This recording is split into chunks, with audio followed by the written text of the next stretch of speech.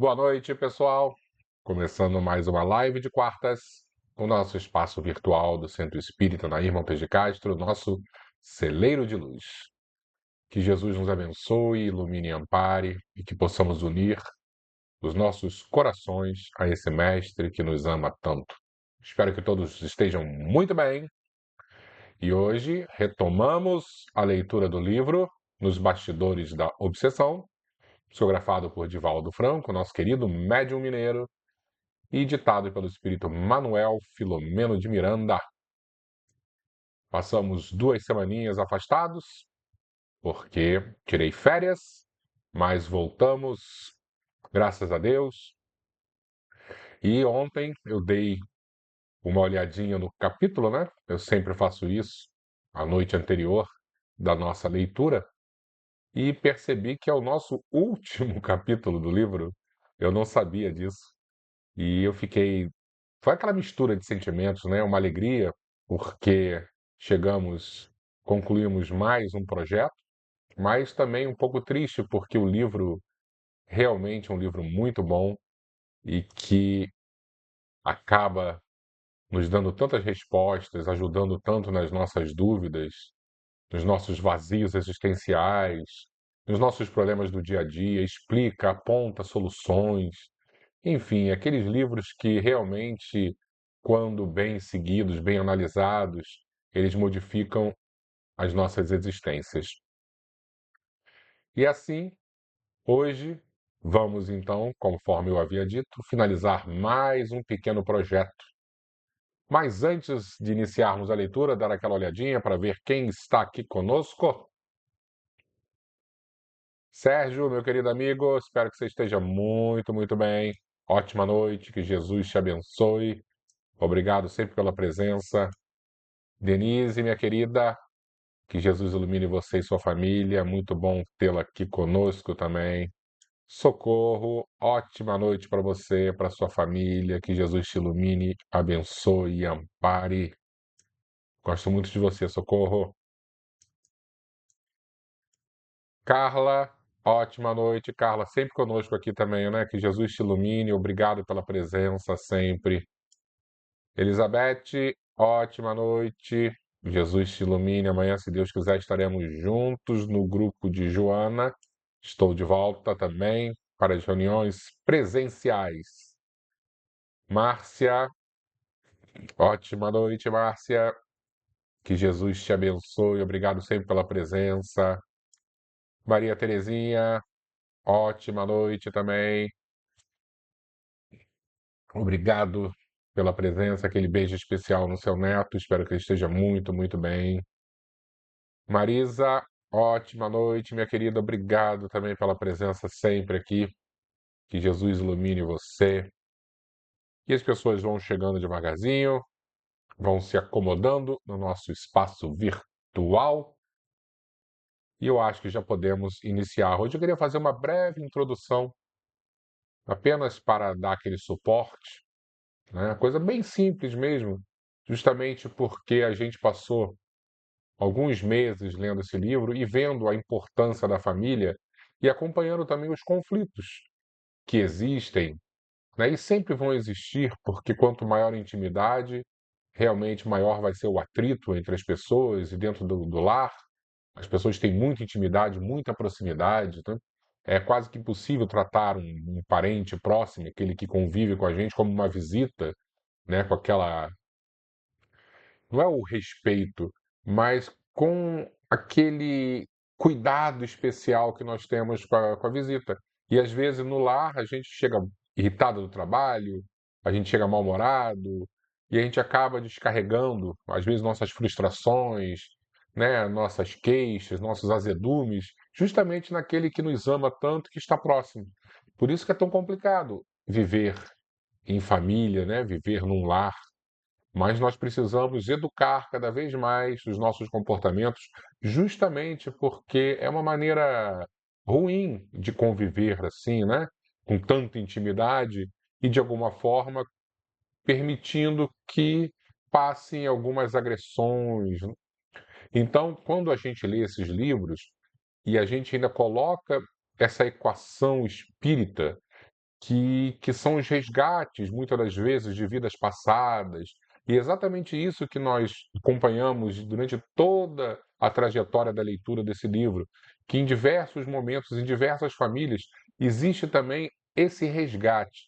E aí nós temos que ter mais cuidado, mais compreensão e mais respeito, principalmente, às, às leis divinas, né, que nos colocam neste mesmo aquário e às vezes peixes tão diferentes, porque é necessário para a vida de cada um, para a existência de cada um, essa reconciliação.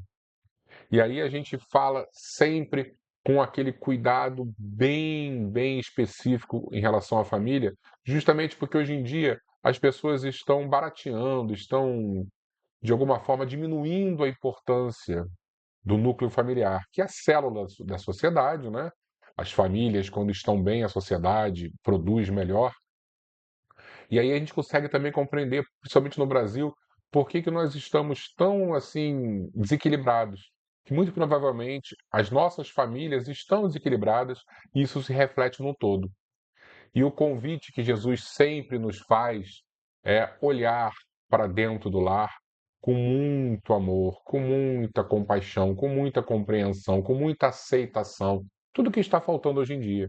Então, quando a gente lê esse capítulo, principalmente hoje, que nós vamos ver, né, o desenrolar, né, a arrumação final dessa, dessa trajetória de algumas famílias, a gente percebe a importância, e eu vou ser repetitivo, a importância do núcleo familiar.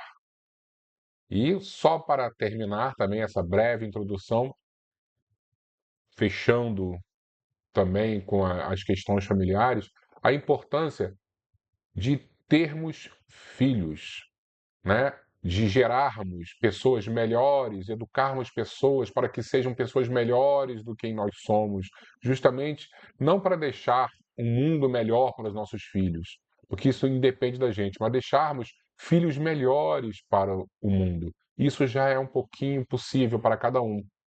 E aí aquela, aquele toque em relação a hoje a glamorização do aborto, que as pessoas têm direito a fazer o que quiser com o próprio corpo. Sim, às vezes você tem até direito a fazer o que quiser com o próprio corpo. Se a pessoa quiser fazer tatuagem, está permitido. Hoje em dia o mundo ficou tão mais liberal.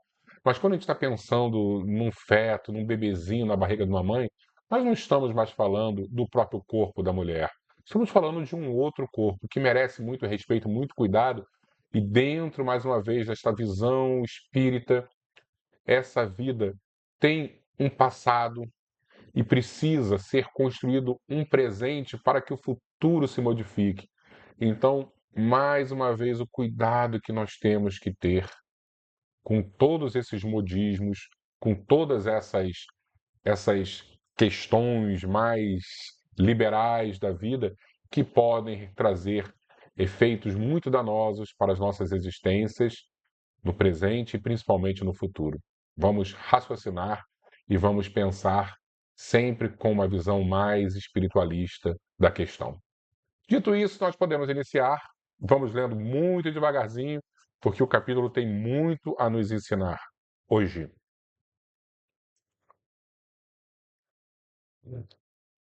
Então, o último capítulo, capítulo 16, Compromissos Redentores. As atividades absorviam-nos e o tempo transcorria generoso, ensejando-nos o aproveitamento das suas lições, gemas que incorporávamos ao patrimônio imorredouro do espírito.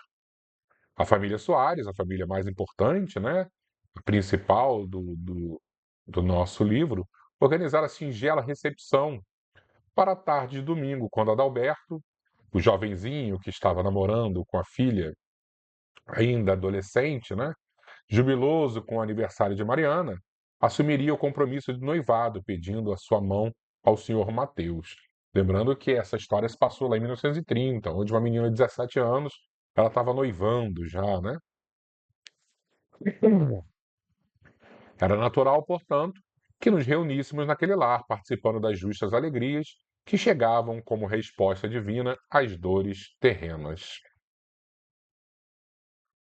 O genitor da família, Após 5 meses de repouso, lembrando que o senhor Mateus teve um AVC, né? E já estava se recuperando.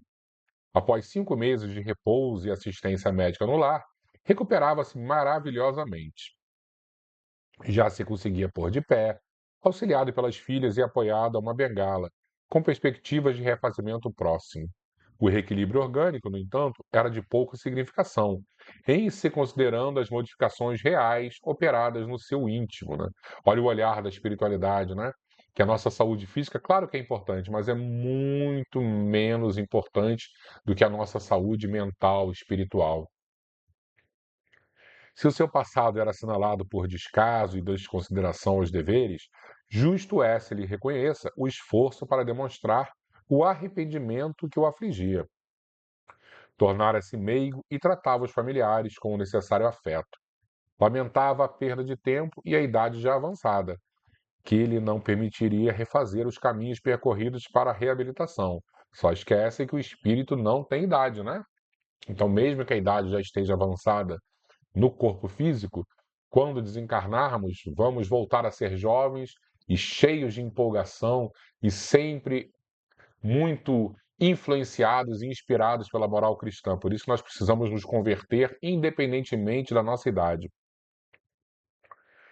Deixa eu ver onde eu parei. Aqui. O Evangelho, indo penetrando o espírito, rasgara visões esplendorosas de luz e vida.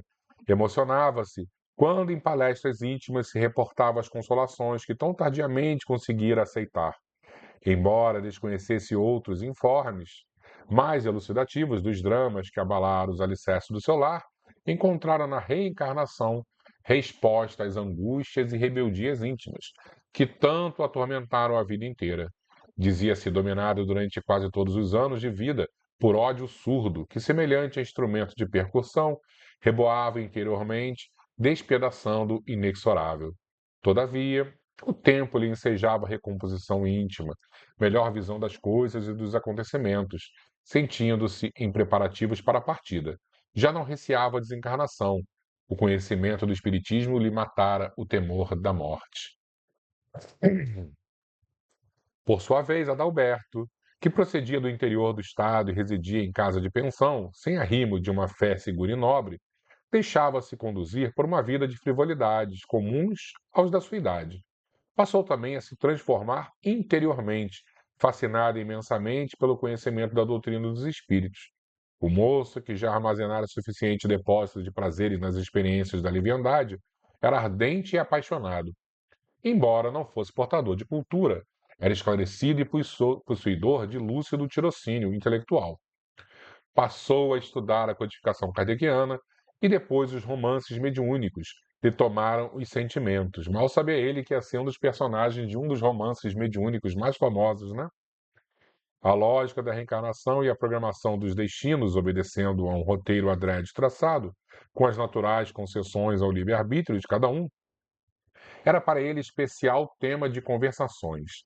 Compreendendo as responsabilidades da vida, apressou-se em abandonar os velhos hábitos e, ante os infortúnios que se transformaram em bênçãos no lar dos Soares, aproximou-se da família desde a enfermidade de Mariana e fez-se quase o filho do sexo masculino que faltava naquele domicílio.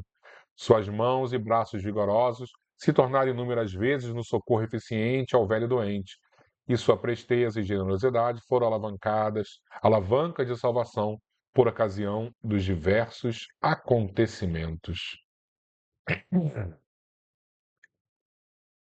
Acreditando-se necessitado de construir o próprio lar, resolvera consociar-se com Mariana, a quem se encontrava fortemente vinculado pelo amor. O 17º natalício da moça era a ocasião oportuna para o compromisso oficial do noivado, que deveria culminar com o matrimônio logo estivesse em condições de fazê-lo. Assim, a modesta e honrada família convidou os poucos amigos para o ato oficial, que estava sendo a razão da alegria de todos desde os dias anteriores. Fomos Petitinga, Moraes e nós, encontrando a família Soares com alguns poucos convidados, e mais Adalberto e o seu genitor, que viera para a ocasião. Após o pedido feito pelo seu ao pai de Mariana, foram apresentadas as alianças representativas do compromisso e servido singelo e bem cuidado lanche. Os sorrisos falavam das emoções daquele entardecer. Marta e Mariana, Dona Rosa e as demais filhas pareciam crianças gárrulas, esfuziantes. O senhor Mateus, bastante feliz, tinha, porém, um semblante velado por discreta tristeza. Era por se recordar do passado e se sentir impossibilitado de reconstruí-lo.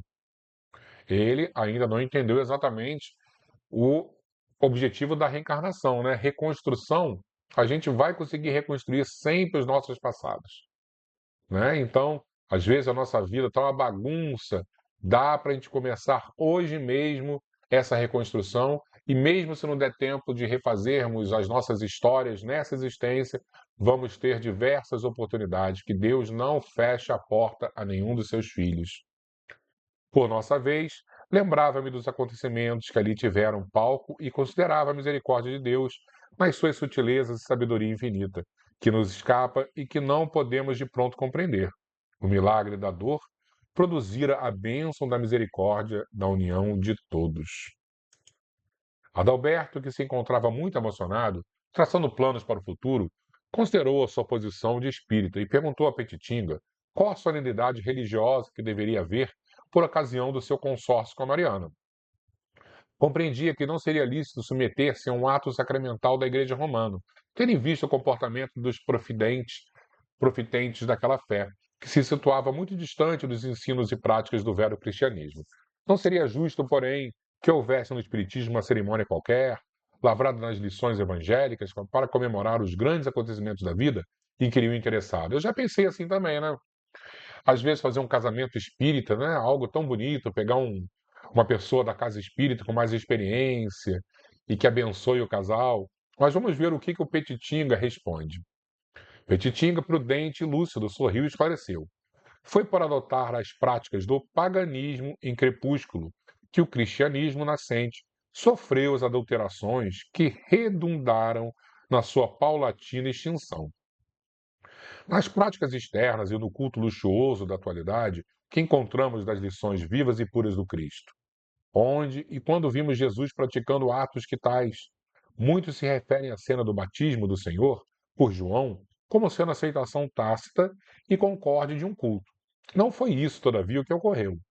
Deixando-se identificar pelos sinais das profecias e pelos ditos antigos que caracterizariam o Messias, o enviado, ele se permitiu receber de João diante de todos aquele ato, para que soubesse ser ele o esperado.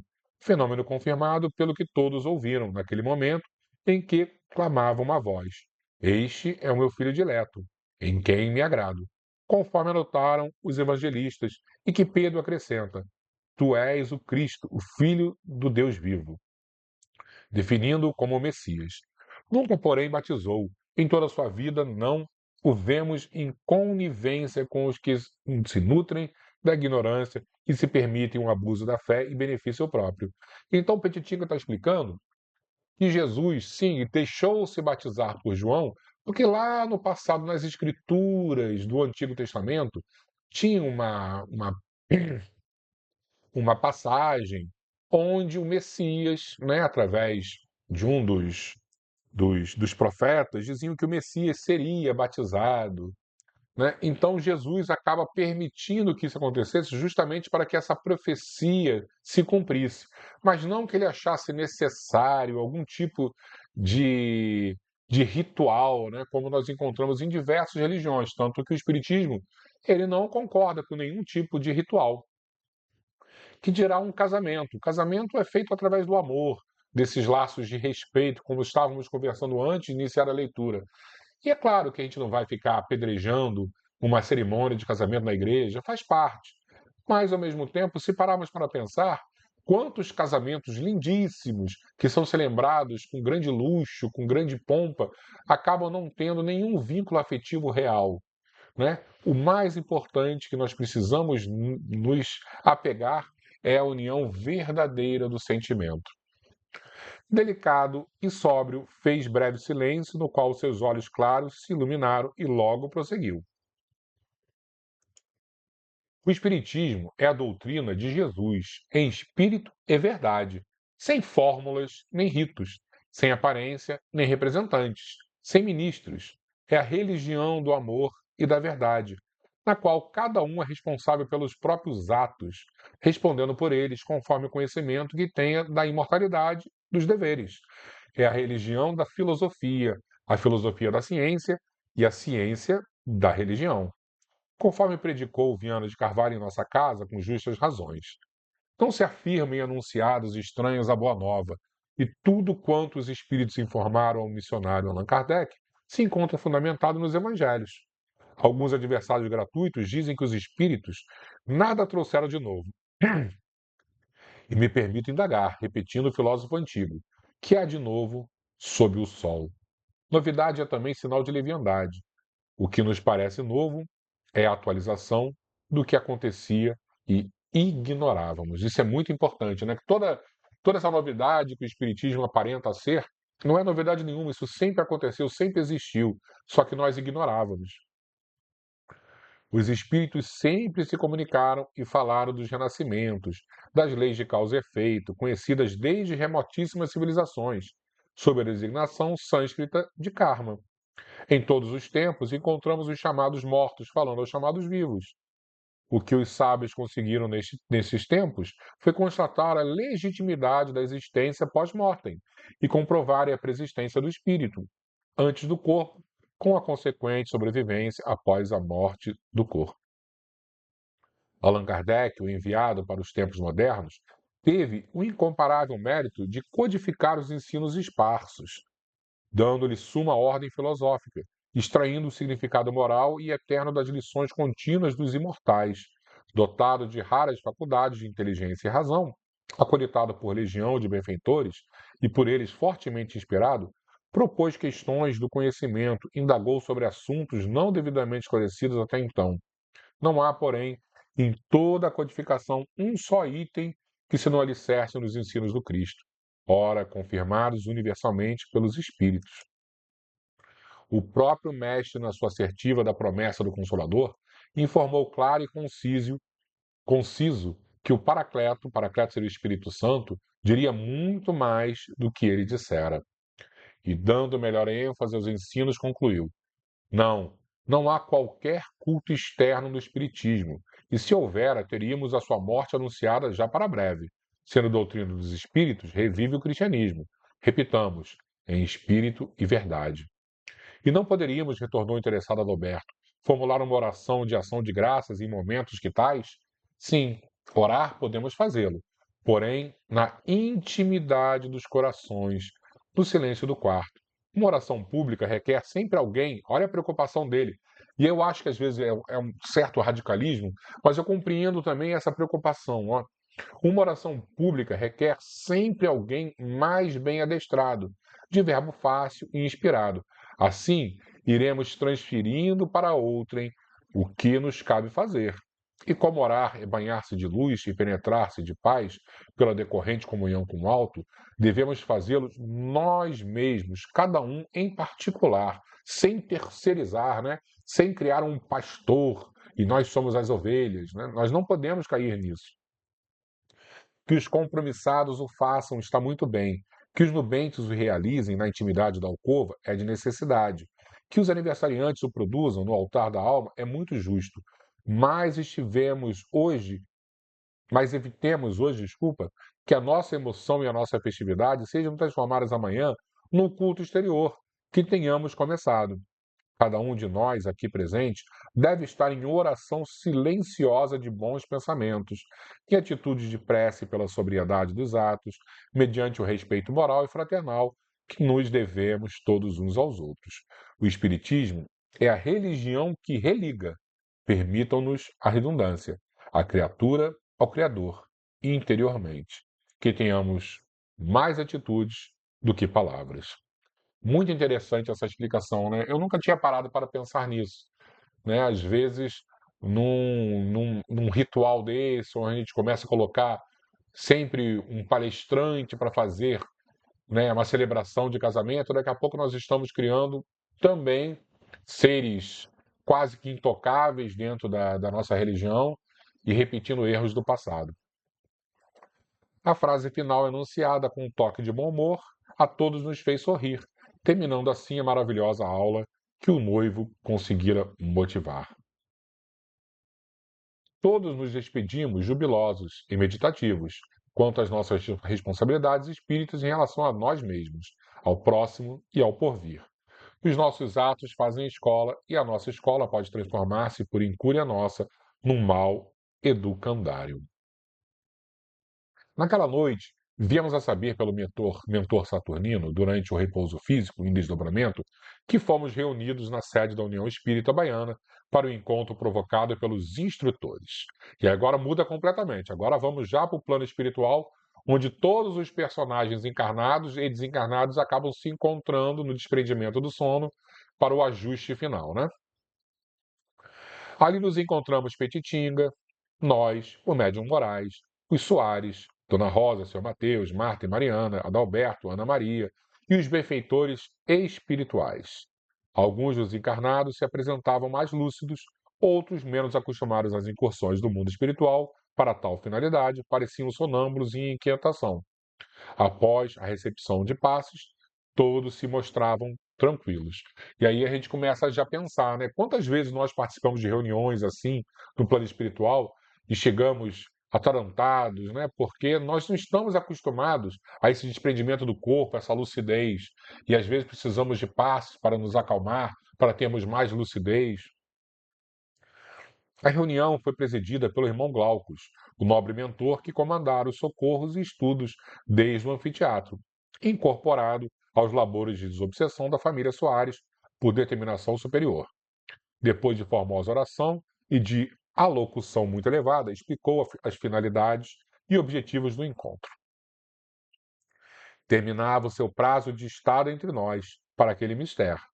Então, ele tinha um período de trabalho com os espíritos encarnados e desencarnados, né? O Glaucus é bem evoluído. Os serviços transcorriam com o êxito esperado. Fazia-se necessário, porém, definir roteiros para o futuro. Ultimavam-se os preparativos socorristas para os diversos desencarnados envolvidos nos dramas das personagens ali presentes. Alguns já haviam recebido o conveniente tratamento e encontravam-se amparados em círculos fraternos do mundo espiritual, onde conseguiam o auxílio e esclarecimento de que se ressentiam. Havia, no entanto, algo mais a fazer. Terminada a explicação, foram trazidos de outro recinto da casa do irmão, da casa, o irmão Teofrastos e Guilherme.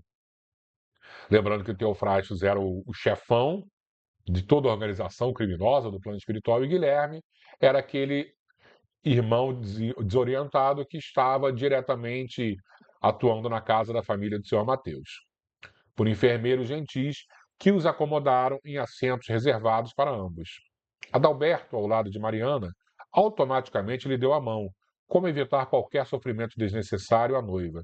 Bonitinho isso, né? O noivo não desencarnado, mas fora do corpo físico, no desprendimento do sono, protegendo ali a Mariana. Achei muito bonitinho isso. Ana Maria, reconhecendo o antigo amor, fez-se lívida. O senhor Mateus, ante a inesperada presença de Guilherme, contanto não estivesse no uso da plena lucidez, pareceu inquieto. O irmão Glaucus retomou a palavra, esclarecendo: aqui estamos vários desafetos de há pouco, amores do passado, irmãos do futuro e de sempre, no caminho da evolução. E aí você já começa a ver a importância da família, né?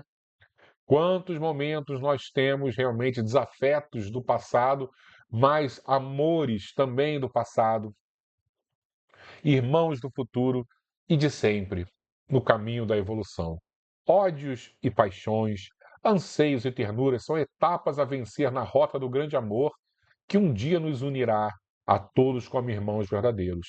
Não nos importem as sombras, considerando a luz soberana que brilha sobre nós, concitando-nos ao avanço. Esqueçamos as mágoas, que são nuvens perturbadoras. Abramos o coração e a mente à esperança, que é a semente devida germinando no solo dos nossos espíritos a benefício nosso. O verdadeiro amor não se enclausura em determinadas expressões do sentimento, que desenvolvem o egoísmo e a posse anestesiante. Antes se dilata em múltiplas manifestações encarregadas de ampliar os recursos entesourados da afeição, jornadeando nas manifestações do sangue, através da família, em posições diversas, filhos, pais, irmãos, parentes ou fora dela, na condição de amores que se abraçam em novas comunhões e efusões, experimentando, aprendendo, valorizando oportunidades. As circunstâncias e os locais são bancos e lições da grande escola da evolução. Todos nascemos e renascemos para sublimar até a libertação. Não nos aflijamos, pois, valorizemos o ensejo e aceitemos o impositivo evolutivo como diretriz abençoada para nós mesmos. Jesus é a nossa porta. Atravessemo-la, seguindo-lhe as pegadas. Que bonito, que final lindo desse livro. Todos nos mantínhamos expectantes, comovidos, a vida ata e desata, escrevendo nas páginas do livro de cada um de nós os próprios atos que nos esperam depois inapelavelmente. Convidando Mariana e Adalberto, que se levantaram seguidos por Ambrósio, o assistente amoroso, o irmão Glauco os apresentou Guilherme ao moço, solicitando-lhe a receptividade fraterna, pois que aquele deveria renascer no seu lar, por necessidade imperiosa da sua evolução. Vítima que fora da leviandade de si mesmo e de Mariana, algoz que se fizera da moça e de si próprio, renasceria nos seus braços na condição de filho sofredor, necessitado de imenso carinho e proteção afetuosa. E aí, quantas famílias fazem esses ajustes no plano espiritual, concordam, e aí aqui, quando descobrem a gravidez, quando descobrem que o filho vai ter algum tipo de problema de saúde, optam pelo aborto. Não estou apedrejando nenhuma decisão, mas nós temos que ter mais responsabilidades. Nós precisamos ter uma visão mais espiritualizada da vida. A vida não é apenas um amontoado de células, são histórias, são passados que nós precisamos reconduzir, né? E através da união familiar é a grande oportunidade que Deus nos dá para que possamos reescrever capítulos novos das nossas existências. Visivelmente atormentado, Guilherme baixou os olhos e, trêmulo, não conseguiu dominar as lágrimas abundantes. Mariana avançou e envolveu em um abraço de pura ternura, subitamente adornada de tênue luz que se lhe originava do plexo solar, com coloração opalina, emoldurou o antigo esposo suicida e falou, igualmente comovida. Aproveitemos a lição, meu amigo. Unamos nossas dores numa só dor e reorganizemos nosso passado num futuro promissor. Brilha-me hoje diferente luz no espírito, conduz-me nova ética de vida, animam-me outros propósitos no coração, aquece-me a esperança um sol diverso. Se o nosso hoje foi marcado por abundantes lágrimas, o nosso futuro nos espera com sorrisos. Incapaz de ser-te esposa vigilante, tentarei ser-te mãe cuidadosa. Ajuda-me com o teu perdão e favorece-me com esta oportunidade. O nosso Adalberto, conforme precinto, não aparece em nosso destino como um estranho, um aventureiro que nos roube as melhores ensachas da vida. É velho amigo que tem o seu destino entrelaçado. Desejavas nascer nas minhas carnes, recordo-me, com o resultado da ilicitude para atormentar, vingar e atormentar-te. Lembra que ele tinha, né, o objetivo de reencarnar, mas para trazer diversos danos, tanto a ela quanto ao senhor Mateus, seria o avô dele, né? Mas Jesus nos permite a realização do teu desejo, não como gostarias, mas como de dever. Serás nosso filho no matrimônio honrado e voltarás aos braços de papai, como um neto que o amará e dele receberá muito amor. Também ele mudou. Tu também mudaste. Todos nós mudamos. Agora tudo é diferente, muito diferente. Guilherme deixou-se conduzir por aquela voz de terna bondade e se rendeu ante a força do amor verdadeiro. Ambrósio foi tomar Dona Rosa e o senhor Mateus e os trouxe ao grupo em confabulação. A veneranda senhora fitou o irmão Glaucus, que lhe compreendeu o desejo íntimo, assentindo com um leve sorriso. A matrona tocou o futuro neto com mãos delicadas e disse: Serás meu filho, a alegria da nossa velhice, como foste a preocupação dos nossos dias já passados. Eu terei em ti o sorriso no meu coração fatigado, e Mateus encontrará na tua irrequietude juvenil os motivos de júbilos que por muitos anos o seu coração dorido não experimentou. Também ele tem sofrido muito e espera que as tuas mãos quando pequeninas no corpo, lhe enxugue os suores e as muitas lágrimas que derramará. Ver-te-á como alguém que irrompe de um passado longínquo, sedento de amor e amoroso também. O senhor Mateus, sem palavras, meio acanhado, canhestramente tocou o antigo adversário e permaneceu mudo. O irmão Glaucus interveio. Todos se reencontrarão mais tarde como chegados de um sonho impreciso, de contornos confusos, no entanto, com lembranças queridas desta madrugada ainda imersa em trevas, em que confabulamos e delineamos nosso porvir redentor. Guilherme será conduzido a necessário tratamento em organização especializada do lado de cá e receberá preparação para o tentame próximo. Foram separados, retornando aos seus lugares. O irmão Glaucus tornou o antigo mago de Rouen, o senhor Teofrastos, né? Que se apresentava desfeito, contraído, com indizível sofrimento estampado na face, e o aproximou de Ana Maria. Lembrando que Ana Maria é aquela jovem que estava com lepra, né? Mas que acabou sendo curada. Tocando a jovem, falou-lhe: Devolvo-te o amor não fruído. Tê-lo-ás no seio materno e nos braços de ternura. Amamentá-lo-ás e lhe fornecerás a forma orgânica. Ele, porém, terá incontáveis limitações de muita natureza, exigindo-te sacrifícios e vigílias. Talvez não consiga firmar-se na primeira tentativa do renascimento. Os seus fluidos possivelmente intoxicarão venenosamente a forma débil do feto, mas voltará, sim, aos teus anelos, às tuas ansiedades. Antes dormirá demorado sono em nossa esfera de ação, para esquecer e recomeçar sem o peso das lembranças causticantes. Teu amor ajudá-lo-á a carregar o fardo das próprias dores. Não o seguirás a sós. Teus amigos espirituais te ajudarão. Todos oraremos por ti e por ele. E aí a gente entende, né, algumas dificuldades que acontecem na hora da formação do feto, porque nós, no passado, às vezes temos tantos problemas e que nessa vida o ajuste inicial pode sofrer um pouquinho por questões desses desvios do passado. Ah, mas quer dizer que todas as crianças que acabam sendo abortadas naturalmente? Não, lógico que não. Cada um tem uma história. Não existe regra. Né? A única regra que existe é que nós nascemos para sermos felizes e a verdadeira felicidade é a felicidade do caminho reto com Jesus. Essa é a única regra. Ana Maria tocou a face do inditoso afeto, misturou as suas nas lágrimas dele, que fluíam silenciosas e doloridas. Ajuda-me, amago Theo, disse lenta, laconicamente. Ajuda-me com o teu vigor, o teu entusiasmo e a tua sabedoria. Tu que sempre foste mais eloquente do que eu, socorre-me com a tua presença e não me deixes mais sozinha, pois eu não suportaria agora que te encontrei. Pede-o a Deus, respondeu, lamentoso e débil, não a mim. Eu sou um infeliz, já que tu não caíste tanto, não te comprometeste tanto quanto eu. Sou agora muito fraco, vencido por mim mesmo.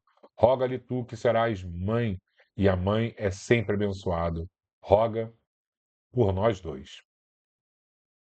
Ana Maria recebia o influxo mental do irmão Glaucus, que a inspirava poderosamente. Comovida, a ex-leprosa retrucou: Se somos fracos em forças, nosso amor é forte em esperança.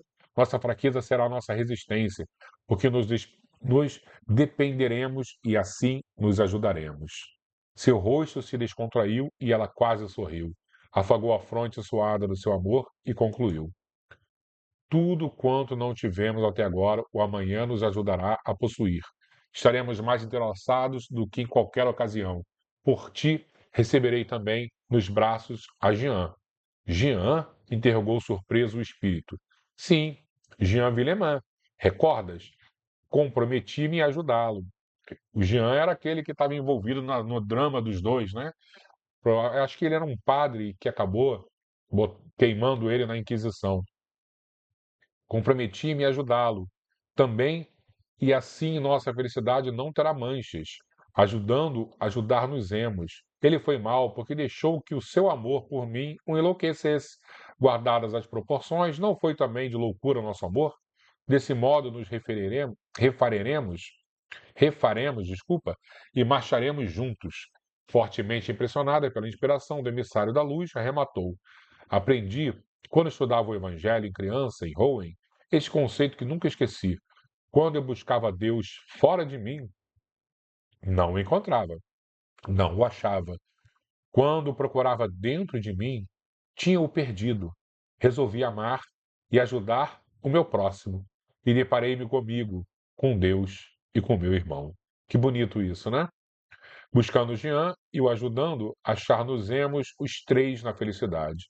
O irmão Teofrastos assentiu, cansado com a cabeça caída sobre o ombro da noiva antes infortunada. O benfeitor Glaucus, carinhoso, elucidou. Jean não poderia participar dessa reunião, pois que se encontra em tratamento. Os nossos compromissos redentores nos desenham também aflições e resgates. Não serão incursões românticas ao jardim das delícias ou ao oásis do repouso, que parece que vai dar tudo certo, tudo vai ser maravilhoso. Não. Vão ter diversos problemas, diversas crises, né? Assim como todas as famílias possuem. Serão tarefas e responsabilidades que assumimos perante nós mesmos. Poderemos lograr êxito, poderemos falhar, dependendo exclusivamente de como refaçamos a senda. O amor nos ajudará, sem dúvida. Convém recordar também que não temos sabido valorizar devidamente as concessões do amor verdadeiro, e assim o nosso sonho de amor será também mistério de sacrifício e renunciação, pesados tributos de dor redentora. Tenhamos em mente a necessidade da oração e do trabalho como meios de sustentação da fé, nos momentos ásperos que surgirão indubitavelmente. Repontarão à nossa frente outros amores e outros desafetos. O nosso pretérito não está aqui todo representado, definido. Fortalecemos-nos no bem, pois que só o bem nos fortalecerá devidamente para os embates por vindouros. Roguemos ao Pai que abençoe os nossos propósitos de luz e respeitemos no porvir a glória da nossa felicidade. Concentrando-se demoradamente, o benfeitor começou a refletir luz prateada que lhe fluía do cérebro, vestindo-o totalmente. A sala humilde fez-se brilhante e tínhamos a impressão de que sutil aroma perfumava o ar. Transfigurado, o mensageiro orou: Senhor Jesus, amigo celeste, chegamos cansados dos caminhos percorridos, trazendo poeira transformada em lama nos pés da alma, sedentos e feridos, de mãos vazias e dilaceradas. Tombada a nossa fronte, não se levanta para olhar o amanhã. Os ombros arriados não suportam o fardo das próprias dissipações. Socorre-nos, celeste benfeitor. Não é a primeira vez que te esquecemos, envolvendo-nos no crime. Não é a primeira tentativa que fazemos com insucesso. Não é a primeira oportunidade que perdemos, acoimados pela loucura do eu. Apieda-te ainda mais de nós. Fitamos o céu e nossos olhos não veem as estrelas. Olhamos o dia e o sol nos enseguece.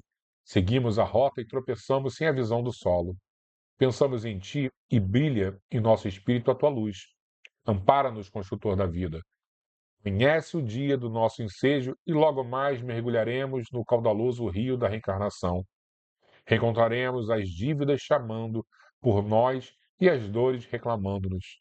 Defrontaremos o ódio ultrajando nossas aquisições de amor e o sofrimento dificultando nosso avanço. Dá-nos a tua mão protetora. Somos o que fomos. Ajuda-nos a ser o que devemos. A ti entregamos nossas vidas. Salva-nos, Jesus, através do trabalho redentor. Quando o mensageiro silenciou, nossos olhos estavam deslumbrados. Recebemos a visita dos céus para termos força de prosseguir nos deveres da terra. Chegou o momento das despedidas. De coração túmido, abraçamos o nobre irmão Glaucus. Ele sorria gentil e confiante para todos nós. O grupo foi sendo reconduzido aos seus lares. Os irmãos que se reencarnariam foram atendidos por assistentes espirituais diversos que participaram das inúmeras tarefas e transferidos para o mundo maior. Saturnino e Ambrósio conduziram-nos ao lar, assim como os demais membros do labor desobsessivo. O manto da noite estava sendo erguido pelo ouro do sol e as nuvens brincavam de sombra e claridade na festa do dia. O perene amanhã com Jesus esperava por nós. E o livro, infelizmente, termina.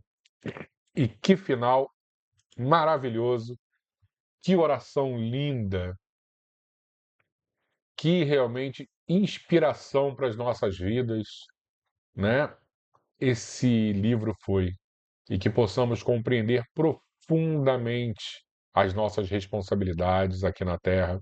E às vezes nós nos perdemos porque estamos acostumados a cometer erros, mas o nosso objetivo é cada vez mais buscar a luz do Evangelho, né, traçada por Jesus, e seguir, mesmo que cambaleante, na direção correta. Vamos fazer a nossa prece? Lembrando no nosso copinho d'água que, com certeza, com a inspiração que todos nós estamos sentindo aqui, vamos receber grandes visitas dos amigos da espiritualidade. Vamos fazer a nossa prece. Fechar os nossos olhos, como de costume, elevar os nossos pensamentos a Jesus e lembrar de toda a trajetória deste livro. Tantos problemas foram acontecendo, quantas dores surgiram, quantas dificuldades enfrentadas.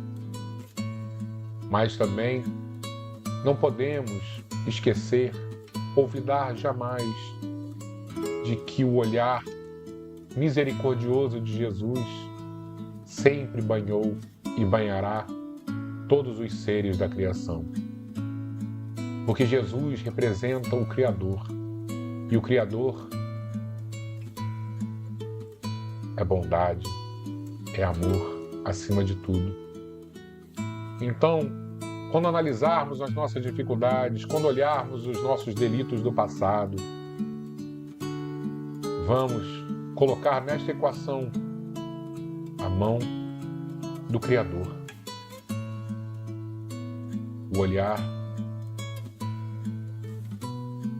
de misericórdia de Deus Pai, que nos oferece tanto, que nos ajuda tanto, que nos toca diariamente, seja através do sol que brilha para todos, do vento que acaba tocando as nossas peles.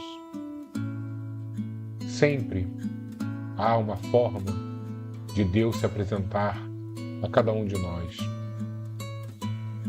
E neste momento, então, vamos celebrar esse contato que possuímos com o nosso Pai maior, porque Ele nos busca, Ele incessantemente nos busca. Obrigado, Deus de infinita misericórdia, que a Tua paz esteja em nossos corações, em nossos lares, nas nossas famílias, que os nossos propósitos sejam fortalecidos através de tudo o que recebemos de Ti. Sabemos das nossas dificuldades, das nossas dores, dos nossos medos, mas sabemos também, compreendemos que através de Jesus, aquele a quem Tu nos enviou, como o caminho, a verdade e a vida, os nossos passos são mais seguros. O peso da cruz de cada um é mais leve. Graças Te damos, Senhor. Só temos o que agradecer. Fica conosco, hoje e sempre. Assim seja.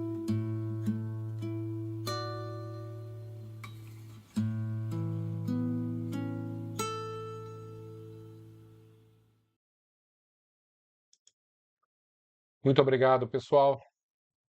Com muita alegria, como eu disse no início, finalizamos mais um projeto juntos. Agradeço demais, demais a presença de todos vocês, a força que vocês me dão, porque esses pequenos trabalhinhos que desenvolvemos é um trabalho em conjunto, não é um trabalho meu. É o trabalho, acima de tudo, de Jesus, o nosso mestre maior, uma oportunidade que a casa nos permite oferecer e também um trabalho de cada um de nós. Agradeço de coração a todos vocês. Fiquemos com Jesus, fiquemos com Maria e, acima de tudo, fiquemos com Deus Pai. Até semana que vem, pessoal.